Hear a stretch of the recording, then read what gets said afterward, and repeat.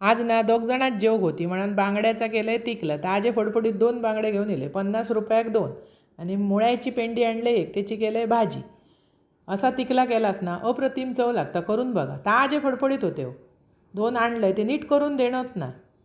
नंतर ना आधी तळूचो असो केल्लंय म्हणून त्याका असे कट लावलं. मग विचार केले, म्हटलं तिकलाच करूया.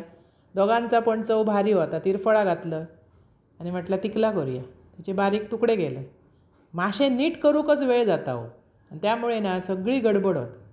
स्वच्छ धुतलं, त्याका लावलं मीठ आणि ठेवलं. अगोदर मीठ लावून ठेवतो आणि मग माशाच्या आमटेत सोडताना परत धुवून घेतो. नंतर आमटेक ना खोबरा घेतलं, अर्धो कांदो, हळद, लाल तिखट, चिंच, धणे, लसणाच्या 2 पाकळ्यो, जरा मीठ घालून ना बारीक गिलगिलीत वाटून घेतलं. एक पातेला घेतलं आहे, त्याच्यात घातलं आहे तेल, फोडणेक कांदो वरसून घातलं आहे वाटप.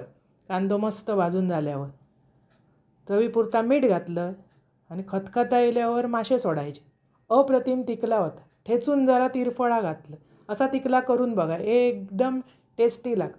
वरसून उभी चिरलेली एक हिरवी मिरची, होई तर कोथिंबीर. असा करा, खावा. आवडतला तुमका आणि आवडल्या चॅनल सबस्क्राईब करा.